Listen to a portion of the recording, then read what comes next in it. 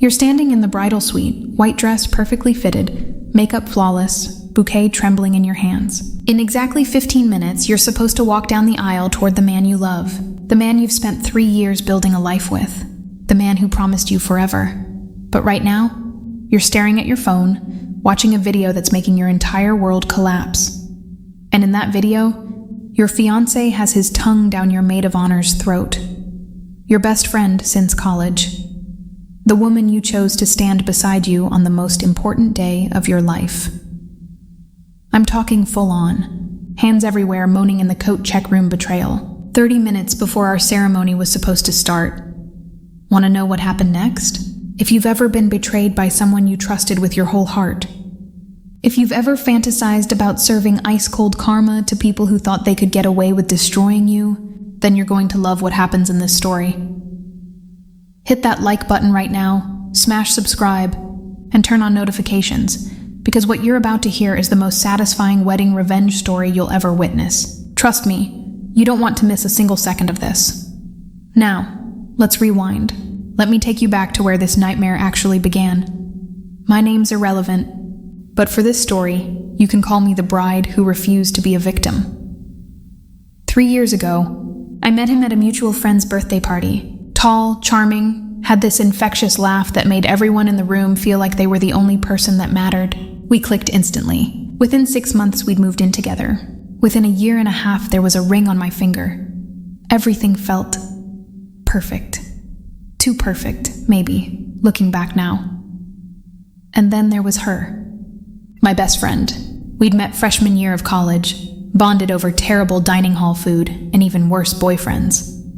She was there for every breakup, every triumph, every 2 a.m. anxiety spiral. When I got promoted at work, she threw me a surprise party. When her mom got sick, I drove 4 hours every weekend for 2 months to sit with her in that hospital. We were sisters. Or so I thought. When he proposed on that beach in Maui at sunset, rose petals, violinist, the whole 9 yards, she was the first person I called. Screaming, crying, barely coherent with joy, and she screamed right back, telling me she was so happy for us, that we were perfect together, that our wedding was going to be magical. I asked her to be my maid of honor without a second thought. The wedding planning was a whirlwind. 11 months of cake tastings, venue tours, dress fittings, seating charts that made me want to pull my hair out. She was there for all of it, helping me choose between the cream roses and the blush peonies, holding my hand when my mother-in-law made passive-aggressive comments about my dress choice, taking me out for drinks when the stress got too overwhelming. But here's the thing about betrayal. You never see it coming from the people you trust most. Looking back, there were signs. Tiny little fractures I explained away because I didn't want to believe what my gut was screaming at me. The way she'd always find an excuse to touch his arm when they talked. How she'd laugh just a little too hard at his jokes, even the ones that weren't funny. The inside jokes they started developing that I wasn't part of. How my phone would light up with texts from him at weird hours. And when I'd ask what they were talking about, he'd say, "Oh, just going over surprise stuff for the wedding. Don't want to ruin it for you." I trusted them. Both of them. Completely. God, I was so stupid. The week before the wedding, things got intense. Final vendor confirmations, out-of-town guests arriving, last-minute alterations. I was running on 4 hours of sleep and pure adrenaline. She kept offering to help with things. "Take stuff off my plate. You're so stressed," she'd say, rubbing my shoulders. "Let me handle the final walkthrough with the venue. You focus on getting your nails done and relaxing." How thoughtful, right? Except she wasn't doing walkthroughs. She was doing him. Wedding day arrived, October 15th. 72 degrees, not a cloud in the sky. The kind of perfect autumn day that makes you believe in fairy tales. The venue was this gorgeous historic estate with gardens that looked like something out of a magazine. 200 guests, a string quartet, a 5-tier cake that cost more than my first car. My mom had been crying since breakfast. Happy tears, she kept saying. My bridesmaids were popping champagne in the bridal suite, fixing each other's updos, taking 1,000 photos. The energy was electric, beautiful, exactly what I'd dreamed about since I was a little girl playing dress-up. I was in the bathroom, taking a moment alone to just breathe, to let it all sink in. In less than an hour, I'd be married, starting forever with the man I loved. My phone buzzed on the counter. Unknown number. Usually I'd ignore it, but something made me look. Some instinct, maybe. Some guardian angel trying to save me from walking into the biggest mistake of my life. It was a video file. No message, just the video. I almost didn't open it. Almost deleted it, and went back to my champagne and my blissfully ignorant happiness. But I didn't. I hit play, and my entire world shattered. The video was shaky, clearly filmed quickly on someone's phone. The lighting was dim, but not dim enough. I could see everything. The coat check room near the venue's back entrance. The one we'd specifically designated for the bridal party to store their things. And there they were. Her bridesmaid dress, the dusty rose one. I'd spent weeks helping her pick out, hiked up around her waist, his hands tangled in her hair, her legs wrapped around him, both of them making sounds that made my stomach turn inside out. This wasn't a drunken kiss. This wasn't a moment of weakness. This was practiced, familiar, like they'd done this 1,000 times before.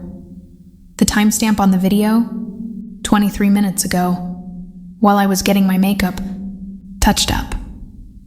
While the florist was putting the final arrangements on the ceremony chairs, while the photographer was setting up for the first look photos. While our families were greeting guests and telling them how beautiful everything was, while I was preparing to promise my life to a man who was currently screwing my best friend in a coat closet. I watched the video 3 times, then a 4th. Each time hoping I'd misunderstood, that it couldn't possibly be them, that this was some sick prank. But there was no mistaking it. I knew every inch of that face I'd trusted with my secrets. Knew that laugh. The one currently breathy and satisfied in the video, knew those hands that had held mine through breakups, and helped me move apartments and braided my hair when I was too drunk to do it myself. My hands were shaking so hard I almost dropped the phone. My chest felt like someone had reached inside and was squeezing my heart with a fist made of ice. I couldn't breathe.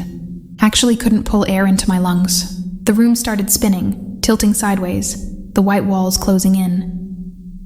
There was a knock on the bathroom door. "Sweetie? Everything okay in there? We need to start lining up for the ceremony." My mom's voice, so happy, so excited.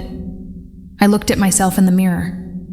Professionally done makeup, not a hair out of place, dress fitting like a dream, looking exactly like a bride should look. But my eyes looked dead, hollow, like someone had reached in and scooped out everything that made me me. I had a choice to make, and I had maybe 10 minutes to make it. Option 1, cancel everything. Scream, cry, call them out. Tell everyone what happened. Let the day dissolve into chaos and devastation. Satisfy the immediate burning need to hurt them the way they hurt me. Option 2, play along. Walk down that aisle, marry the cheating bastard. Pretend everything was fine. Live a lie. Both options made me want to vomit. But then I thought of something else. Something that made the numbness in my chest start transforming into something sharper, colder, infinitely more dangerous. Option 3, revenge. See, here's what they didn't know. What nobody except my lawyer knew. 2 months ago, I'd been approached by a tech startup that wanted to acquire the software company I'd co-founded 5 years earlier. It was my baby, built from scratch in my tiny apartment with nothing but a laptop and a dream. We'd grown slowly, steadily, and now we had 70 employees and a product that was revolutionizing inventory management for mid-size retailers. The offer? $8 million. I hadn't told anyone. Not my parents, not my friends, and definitely not my fiancé. The deal was complicated, still being finalized, and I wanted to wait until after the wedding to share the news. Wanted it to be a beautiful surprise for our honeymoon. Thought I made maybe $80,000, a year from my little software thing. He had no idea I was about to become a multimillionaire. And here's the other thing nobody knew. I'd paid for this entire wedding myself. Every single penny. The $50,000 venue, the photographer, the flowers, the catering, the band, the open bar, the hotel room blocks for out-of-town guests. All of it. He'd wanted to contribute, but his finances were complicated. Lots of student loan debt, credit card problems, a failed business venture that had wiped out his savings. "Let me pay for the honeymoon," he'd said, looking embarrassed. "I promise I'll make it up to you." Sweet, right? My loving fiancé, struggling but trying his best. Except he wasn't struggling. He was spending money on her. Hotels, dinners, jewelry. I'd find out the extent of it later. But in that bathroom, a plan started forming in my head. A beautiful, terrible, absolutely perfect plan. I took a deep breath. Then another. The shaking in my hands started to subside. The crushing sensation in my chest eased just slightly. Not because the pain went away, God, no, but because I now had a purpose. I texted back the unknown number. "Who is this?" The response came within seconds. "Venue staff. Maintenance guy. Thought you should know before walking down that aisle. Nobody deserves that. I'm so sorry." I typed back, "Thank you. Seriously, you may have saved my life." Then I forwarded the video to myself from my phone, making sure I had a copy. Deleted the text chain from the unknown number. Splashed cold water on my face. Careful not to ruin my makeup. Reapplied my lipstick with a steady hand. When I opened the bathroom door, my mom was waiting, tears already streaming down her face again. "Oh, honey, you look so beautiful. Are you ready?" I smiled. A real smile, probably the first genuine one I'd felt all week. "Mom, I've never been more ready for anything in my entire life." The processional music started. Pachelbel's Canon in D, exactly as planned. My bridesmaids walked down the aisle one by one, smiling at guests, flowers clutched in their hands. And then came the maid of honor. She looked beautiful, I'll give her that. Hair perfectly curled, makeup flawless, that dusty rose dress hugging her in all the right places. She caught my eye from across the venue and gave me this huge smile, mouthing "I love you" before starting her walk. I mouthed back, "I love you too." Liar recognizes liar, I guess. My hands weren't shaking anymore as I took my father's arm. He was trying not to cry, squeezing my hand, telling me how proud he was, how happy he was to see me marrying such a good man. Every word was a knife twisting deeper, but I kept smiling. The doors opened. 200 faces turned toward me. There were gasps. People always gasp at the bride. The photographer started clicking away, capturing what would become the most expensive photos no one would ever want to look at. And at the end of that aisle, backlit by the afternoon sun streaming through the venue's massive windows, stood my groom. He looked good. Tailored navy suit, crisp white shirt, the tie I'd picked out for him. His eyes were shining. With love, I'd thought. But now I knew it was probably relief that he'd finished screwing my best friend with enough time to spare before the ceremony. When I'd imagined this moment, I'd pictured myself crying happy tears, overwhelmed with emotion, barely able to make it down the aisle without breaking down. But instead I felt calm, eerily perfectly calm. Each step was measured, purposeful. I made eye contact with guests, smiled at my grandparents, winked at my little nephew in the third row. My father kissed my cheek and placed my hand in his. His hand was warm, familiar. The same hand that had held mine during movies, wiped away my tears, pulled me close during cold nights. The same hand that had been all over her body less than an hour ago.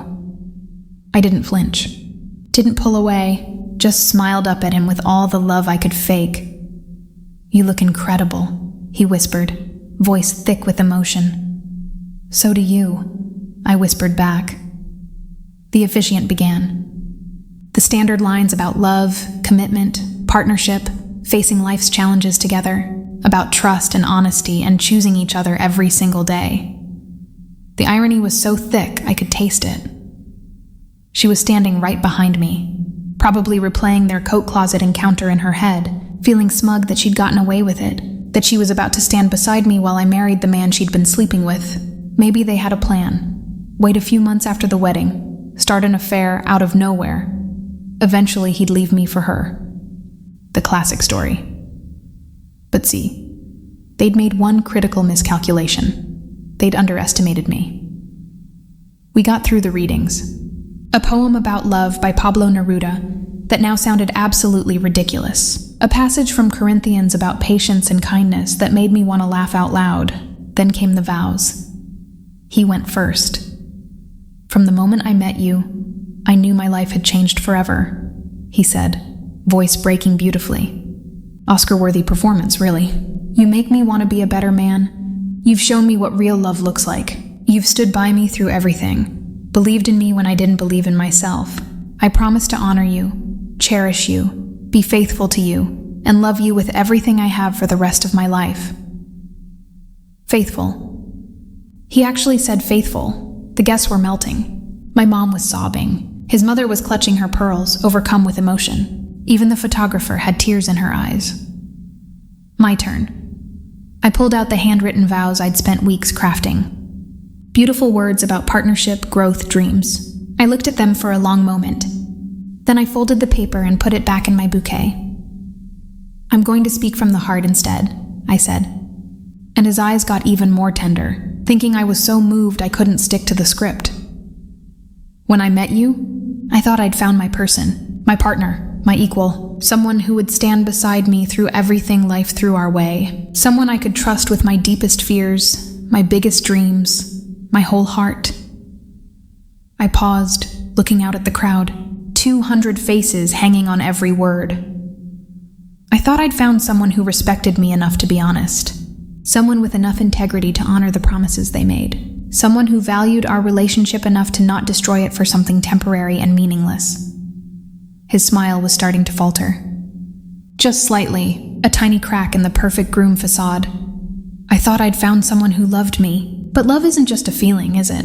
Love is a choice, a series of choices every single day to put your partner first, to protect what you've built together, to be worthy of the trust they've placed in you. The officiant shifted uncomfortably. A few guests exchanged confused glances. This wasn't going the way wedding vows usually went. And I thought, I continued, my voice getting stronger, clearer, that I could trust my best friend. The woman standing behind me right now, the woman I chose to stand beside me on the most important day of my life. I thought she loved me enough to never, ever betray me. Behind me, I heard a sharp intake of breath. She knew. Oh, she absolutely knew where this was going. His face had gone completely white. But here's what I've learned today, I said, pulling out my phone from where I'd tucked it into my bouquet. Sometimes the people you trust most are the ones who hurt you deepest. I held up the phone, video cued, and ready to play. Sometimes they hurt you 30 minutes before your wedding, in the coat check room, where anyone could have walked in and caught them. The venue went silent. That profound, suffocating silence where even breathing feels too loud. Someone did catch them, actually, I continued conversationally, as if I was discussing the weather. Thankfully that someone cared enough to make sure I didn't walk into the biggest mistake of my life. I turned to face the crowd, phone held high. Now, I'm not going to play this video for all of you. Some things are too graphic for a family event. But I want everyone to know exactly why this wedding is not happening today. Chaos erupted. His mother screamed. Actually screamed, like someone had physically struck her. My mother grabbed my father's arm, looking between me and the groom with complete confusion. Guests started whispering frantically, some standing up to get a better view, phones coming out to record what was rapidly becoming the most dramatic wedding disaster in recent history. I turned back to face him. He was frozen, mouth opening and closing like a fish gasping for air, no sounds coming out. "Do you have anything to say?" I asked pleasantly. "Any explanation? Any excuse?" Behind me she was crying. Ugly, hyperventilating sobs. I can't. Please let me explain." "Explain?" I spun to face her. "Explain what exactly?" "Explain how you've been sleeping with my fiancé for how long, actually? 3 months? 6 months since we got engaged?"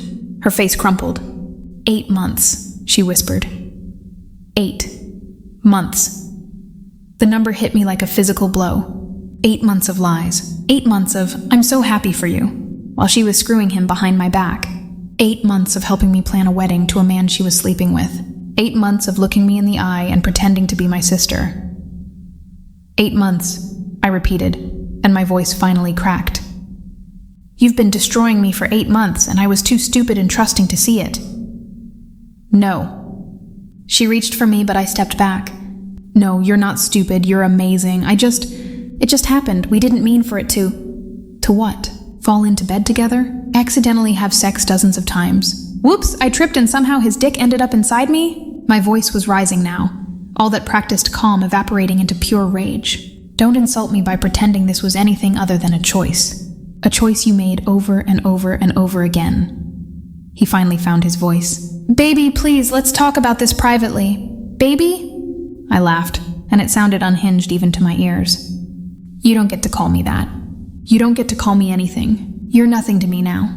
Less than nothing. His face shifted then. The shock and fear morphing into something uglier. Defensive anger, the last refuge of the exposed cheater. You're overreacting, he said, and several guests actually gasped at the audacity. It was a mistake, okay? It didn't mean anything. We were drunk, we got carried away, but I love you. I want to marry you. Overreacting, I repeated flatly. I'm overreacting to finding out my fiancé fucked my maid of honor an hour before our wedding. Got it. Thanks for clarifying. If you'd been paying more attention to me instead of your stupid business, maybe I wouldn't have... He stopped himself, but too late. The words were out, and there it was. The truth beneath the apology. This was somehow my fault. I'd driven him to cheat because I'd been too focused on building my career. Something inside me hardened completely. Any remaining shred of sadness or regret or wistfulness for what could have been, gone. Burned away by pure, crystallized fury. You want to know something funny? I asked, pulling the printed documents from my bouquet. Yes, I'd come prepared.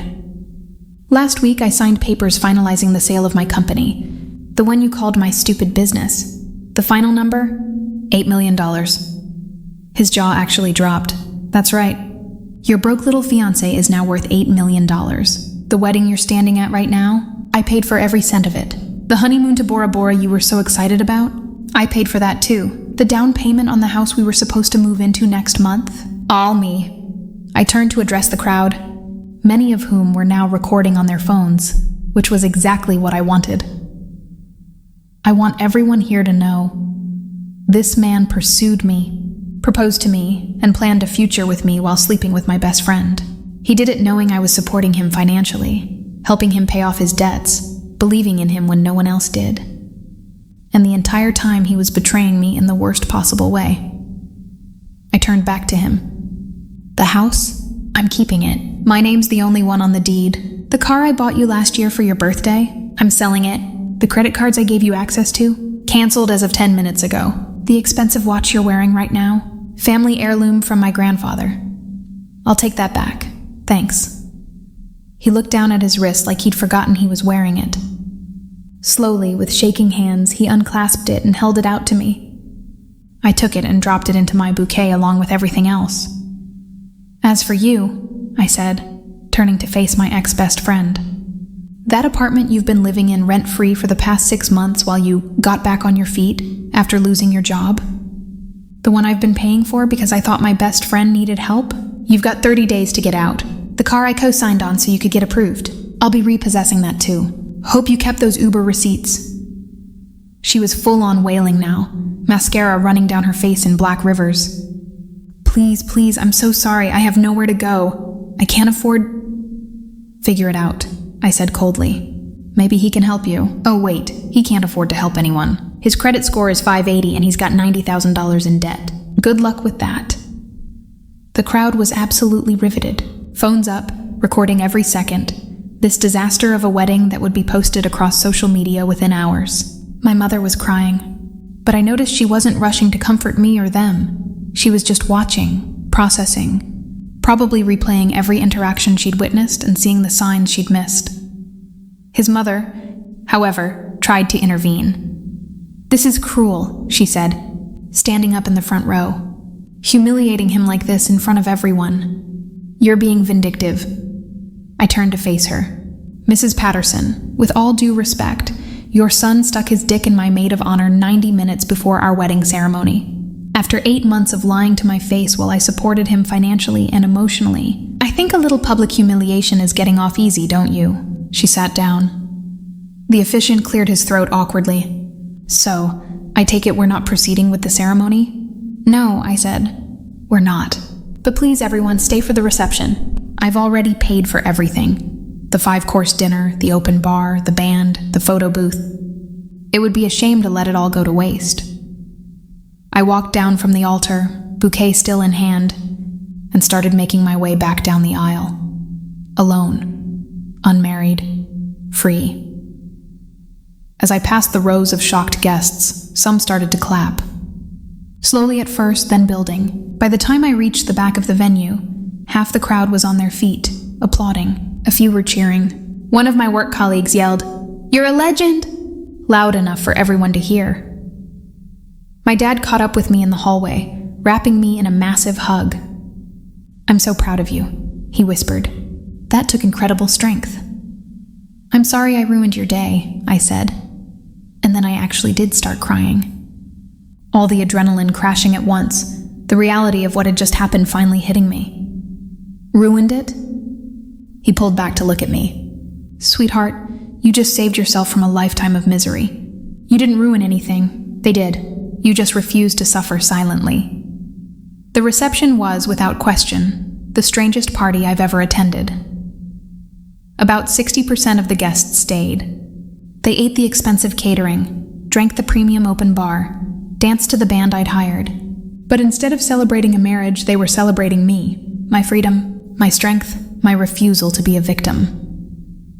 The groom and the ex-maid of honor left within 15 minutes of the ceremony implosion, escorted out by security I'd hired.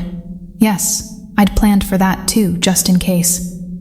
His mother followed shortly after, calling me every name in the book on her way out. Several of his family members stayed, actually apologizing to me, telling me they'd never liked her anyway, that they'd suspected something was off.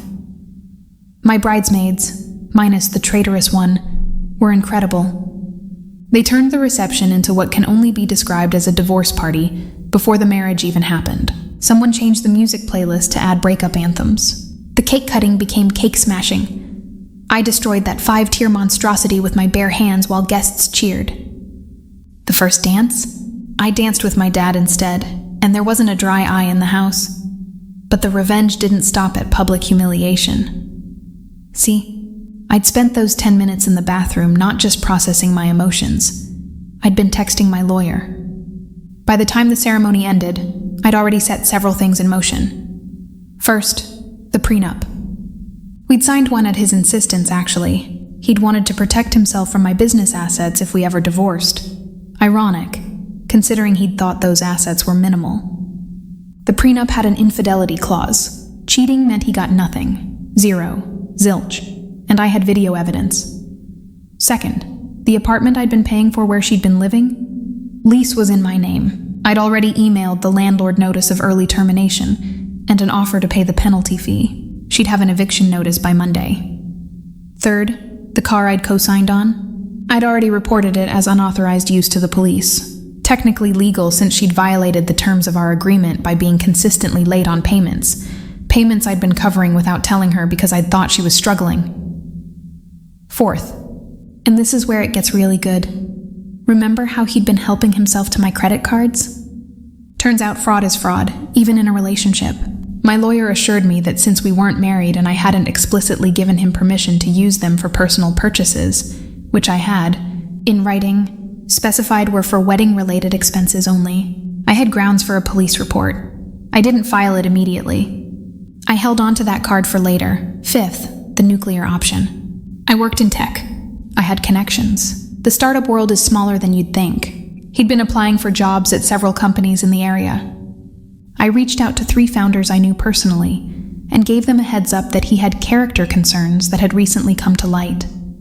Nothing actionable, nothing legally problematic, just enough to make them reconsider. Within 2 weeks, 3 job offers he'd been counting on evaporated. But the absolute best revenge? The thing that made all of this worth it. His parents had lent him $50,000 2 years ago to start a business. The business had failed spectacularly, but he'd never paid them back. His dad had recently brought it up, asking when they might see that money again. He'd told them after the wedding, when our finances are combined, we'll get you paid back. Translation: after we got married, he was planning to use my money to pay his parents back. At the reception, after a few glasses of champagne gave me courage, I pulled his father aside. Nice man, actually. Probably too nice, which explained why he'd enabled his son's irresponsibility for so long. Mr. Patterson, your son borrowed $50,000 from you 2 years ago, correct?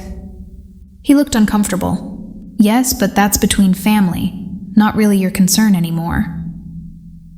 He was planning to pay you back with my money after the wedding. Did you know that? His face went red. What? He's been unemployed for 8 months, living off credit cards and my generosity. He had no way to pay you back unless he married me and accessed my accounts. I thought you should know. I walked away and let that bomb detonate. Heard the shouting match between father and son in the parking lot 20 minutes later. Heard that his parents cut him off completely after that, refusing to let him move back in or provide any more financial support. Turns out, when you burn every bridge, you end up alone on an island. As for her, the ex-best friend, the eviction was just the beginning. Remember how I mentioned I'd been paying her rent? Turns out, she'd been telling everyone we knew that she was managing just fine on her own, had a good job, was getting back on her feet. Her pride wouldn't let her admit she'd needed help. So when it came out that I'd been supporting her financially for months while she was sleeping with my fiancé, her reputation in our friend group crumbled. Every mutual friend we had, and we had the same social circle, given our decade-long friendship, turned on her. Not because I asked them to, because betrayal like that speaks for itself. She tried to do damage control, posted on social media about complicated situations and mistakes, and how no one knows the full story. I didn't respond. Didn't have to. 50 wedding guests had posted about what happened, complete with video clips. The truth was already out there. Last I heard, she'd moved back to her hometown 3 states away. No job, no friends, no support system. Starting over from scratch at 32 because she'd destroyed her entire life for an affair with a man who couldn't even afford to take her out to dinner. And him? He tried to win me back for a while. Texts, emails showing up at my office, apologies, explanations, promises that it meant nothing, that he'd made a terrible mistake, that he'd spend the rest of his life making it up to me if I'd just give him another chance. I blocked him everywhere.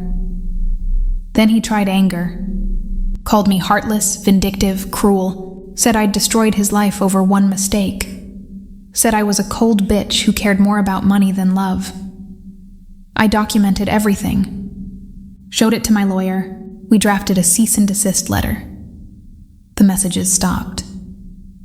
6 months later, I heard through the grapevine that they'd actually gotten together. The affair partners trying to make it work, I guess, proving that what they had was real love, and not just 2 selfish people being selfish together. It lasted 3 months. Turns out when you base a relationship on betrayal, lies, and mutual destruction of someone else's life, there's not a lot of trust to build on. Who would have thought? She cheated on him with someone else. The irony was so beautiful it almost hurt. Now I'm not going to pretend the aftermath was all triumphant revenge and sweet vindication. The first month was brutal. I cried every day, not for him. I'd stopped loving him the second I'd seen that video. But for the future I'd imagined. For the friendship I'd cherished. For the naive trust I'd had in people I loved. I went to therapy. A lot of therapy. Worked through the betrayal, the self-blame, the trust issues that inevitably develop when the 2 people closest to you blow up your life. My therapist helped me understand something important. What they'd done said everything about their character and nothing about my worth. I hadn't been too focused on work, or not attentive enough, or any of the other excuses they'd tried to use. They'd made selfish choices because they were selfish people. Period. The business sale went through. $8 million hit my account, and suddenly I had the resources to build any life I wanted. I bought a house, not the one we'd picked out together, but a better one. Smaller, cozier, entirely mine. decorated it exactly how I wanted without compromising on anyone else's taste. I traveled. Spent 2 months in Europe, 1 month in Southeast Asia, 3 weeks in New Zealand, all the places he'd promised we'd go together someday when we could afford it. Turns out I could afford it just fine on my own, and the experiences were infinitely better without someone who'd betrayed me. I threw myself into work, started a new venture, began mentoring young women in tech, told my story, the sanitized version at conferences, how I'd built something valuable, how I'd learned to trust my instincts, how I'd discovered my worth wasn't tied to anyone else's validation. And slowly, painfully, I healed. The trust came back, though different now, more cautious, more discerning. I started dating again after about 8 months. Took it slow, kept my guards up, paid attention to red flags I would have ignored before. I made new friends. Better friends, people who proved their loyalty through actions, not just words. My inner circle got smaller but infinitely stronger. And you know what the weirdest part was? About a year after the wedding that wasn't, I ran into one of his cousins at a coffee shop. She'd stayed for the reception, been one of the people who'd apologized on behalf of the family. "I have to tell you something," she said, looking almost embarrassed. "At Christmas last year, before everything happened, he and his mom were talking. I overheard them. His mom asked if he was sure about marrying you, and he said..." She paused, like she didn't want to repeat it. "He said she's not the most exciting person, but she's stable, and she'll take care of me." Not the most exciting person. She's stable. She'll take care of me. That's what I'd been to him. Not a partner, not an equal. A safety net, a meal ticket. Someone to manage his life while he pursued whatever excitement he wanted on the side. The cousin continued, "When my husband told me what you did at the wedding, I cheered. Out loud, in our living room. You didn't just dodge a bullet, you dodged a nuclear missile." She was right. 2 years later, here's where everyone ended up. Him. Last I heard, he was still struggling. Working a series of temp jobs, living in a tiny studio apartment his aunt was renting him at a discount. His credit was destroyed. Turns out when I canceled those cards he'd maxed out, the debt fell on him. He tried to claim I'd said he could use them, but I had the written agreement specifying they were for wedding expenses only. The lawyer's letter shut that down fast. He's single. Has been since she cheated on him. Apparently, the experience gave him trust issues. The irony is so thick you could cut it with a knife. His social media presence is minimal. Too many people know the story. And every time he'd post something, someone would inevitably comment about the wedding disaster. He eventually just disappeared from online life. Her. She tried to rebuild in her hometown, but small towns have long memories. Her family knew what she'd done. Her old high school friends knew. The shame followed her everywhere. She ended up moving again, somewhere across the country where no one knew her story.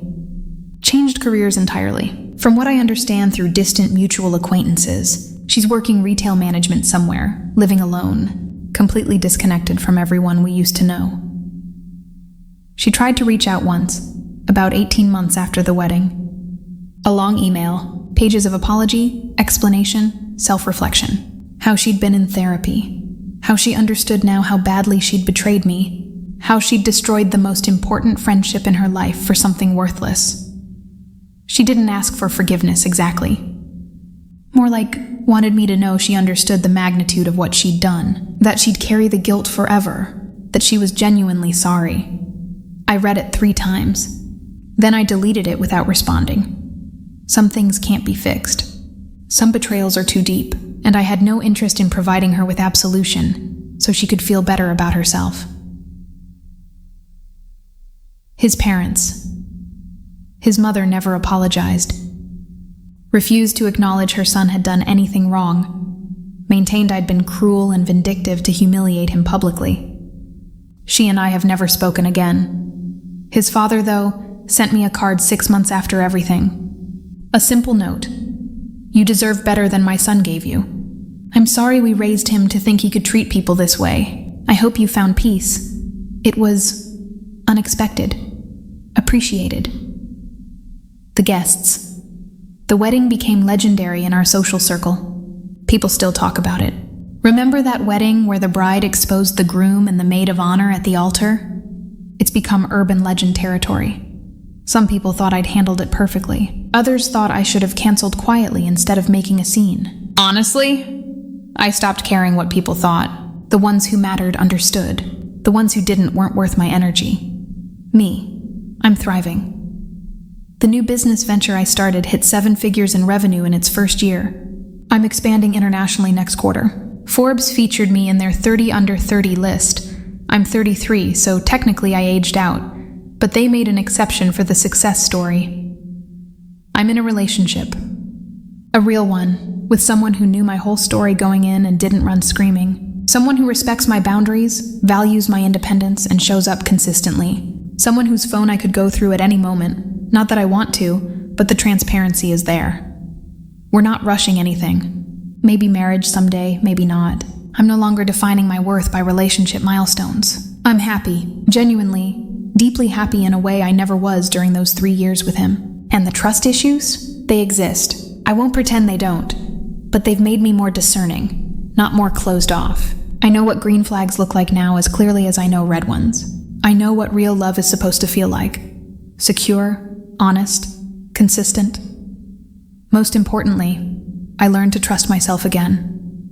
To trust my instincts, my gut feelings, that little voice that says something's off here. I'll never ignore it again. So that's the story. The wedding that wasn't. The betrayal that changed everything. The revenge that was absolutely, completely worth it. Do I regret exposing them publicly instead of handling it privately? Not for a second. They'd humiliated me with their actions. They'd lied to my face for 8 months. They'd been willing to let me marry someone who'd betrayed me in the worst possible way. They deserved every ounce of public shame they got. And honestly, that public exposure probably saved other people from them. Everyone who knows the story now knows exactly what they're capable of. Their future partners will hear the rumors, do the research, find out who they really are. I gave the world a warning label. You're welcome, world. The real lesson here isn't about revenge, though. It's about self-respect. It's about refusing to accept less than you deserve. It's about recognizing that some people will show you exactly who they are. And when they do, you need to believe them. It's about understanding that your worth isn't determined by who loves you, or who stays, or who chooses you. Your worth is inherent, unshakable, and anyone who can't see it doesn't deserve access to your life. Would I have preferred to never go through any of it? To have a best friend who was actually loyal and a fiancé who was actually faithful, obviously. But given that I couldn't control their choices, I'm glad I controlled my response. I didn't shrink, didn't disappear, didn't quietly absorb the humiliation and pretend everything was fine. I burned it all down and built something better from the ashes. And honestly, that's a pretty great ending, so what did you think? Was I justified or did I go too far? Let me know in the comments. I genuinely want to hear your take. Would you have handled it differently? Have you ever been betrayed by someone you trusted completely? If this story resonated with you, if it gave you chills, if it made you want to stand up and cheer, smash that like button. Absolutely destroy it.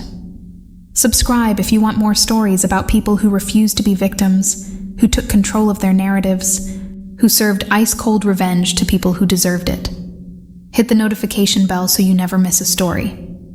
And share this with anyone who's ever dreamed of getting even with someone who wronged them. Remember, the best revenge isn't just getting even. It's living so well that they spend the rest of their lives regretting what they lost. I'll see you in the next one. Until then, trust your gut, know your worth, and never settle for less than you deserve.